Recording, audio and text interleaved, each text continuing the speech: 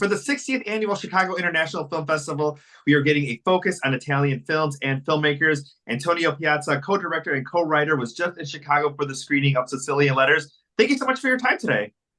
Thank you. Thank you. So this wasn't your first time screening a movie in Chicago. This is actually your second time. It's my second time, yes, because I was here with Sicilian Ghost Story, our previous film as well. But with this time, I had the opportunity to really enjoy Chicago because I found such a great weather. And also I had a fantastic reunion, I must say, because I met here a colleague from Sicily who now lives here. It was a sudden and unexpected meeting. Veronica, she's called, and Veronica was guiding me through the city and make me discover many different things. That is wonderful. Let's talk a little bit about the movie. Inspired by a real life person who was on the run for 30 years. Tell us a little bit about that for people who might not be familiar with that history. Yeah. It's the movie is one of the two main characters of the movie is this big Sicilian mafia boss, the last of the big ones.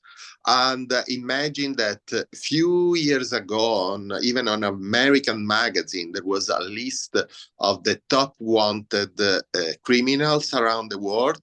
Osama bin Laden was still at large, and it was the number one on that list. And the number third was Matteo Messina Denaro, the guy I'm speaking about. But differently from Osama bin Laden, he was not in some secret cave in Pakistan or in Afghanistan.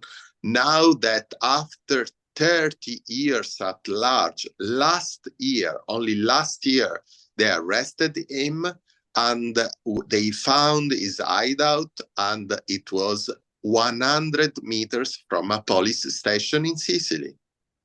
That is incredible. Todd, you were at the Venice Film Festival. You're here in the States. What was it like being in Venice screening the film and being able to come here to people who knew the history, but it might be a new story for audiences here?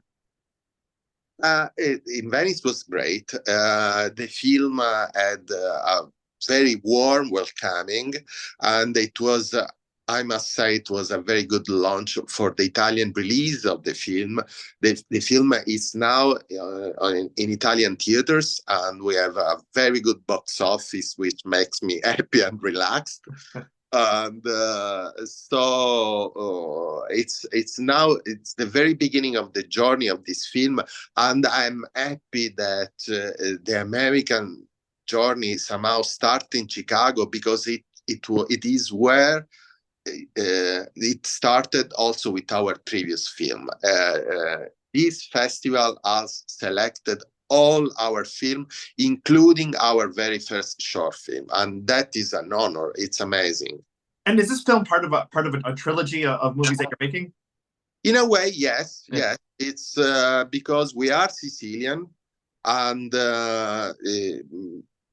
Sicilian has a tragic and complicated past connected to criminal organization, and we made 3 feature film about that.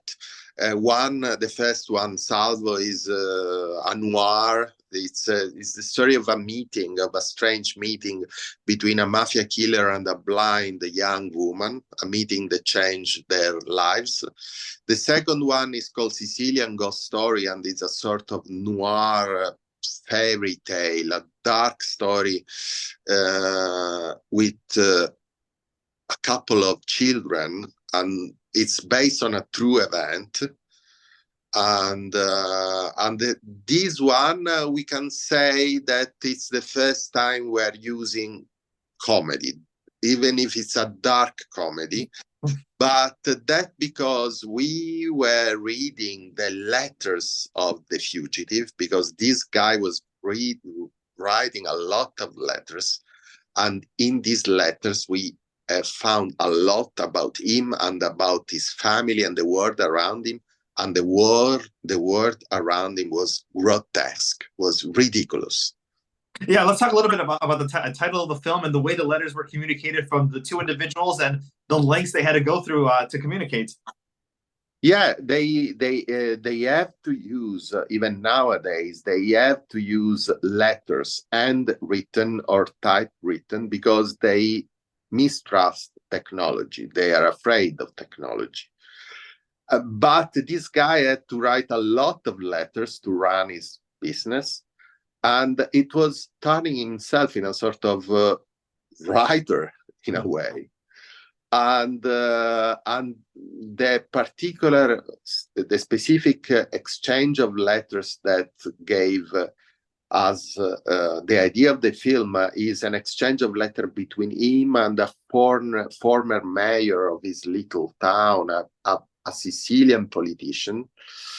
And behind this letter exchange were the secret services. So officially, it was an attempt to capture the fugitive using this politician who was well known to the fugitive family. So the fugitive somehow trusted him, and the secret services were using this politician to approach the fugitive.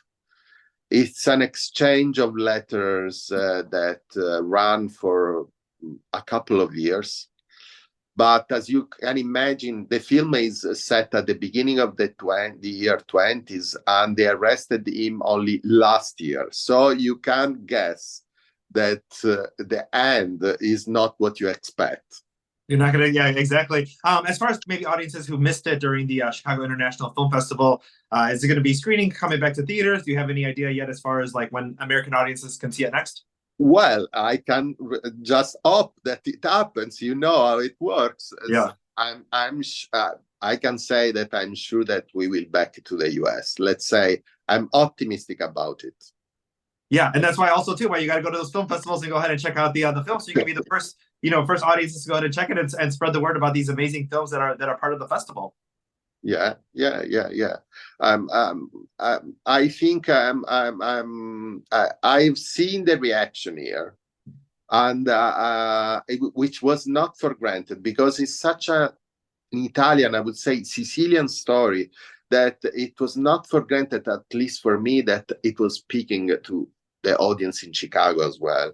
But I've seen the reaction, and they were honestly enthusiastic about it. That is amazing. Well, Antonio, thank you so much for your time today. Sicilian Letters was just at the Chicago International Film Festival, part of In Focus, Italy on Screen. There's going to be over 120 films. The film festival is running through the 27th, chicagofilmfestival.com for tickets to all the screenings coming up this upcoming week. Have a safe flight back home, and we'll see you in Chicago very, very soon. Thank you. Goodbye. Goodbye. Thank you.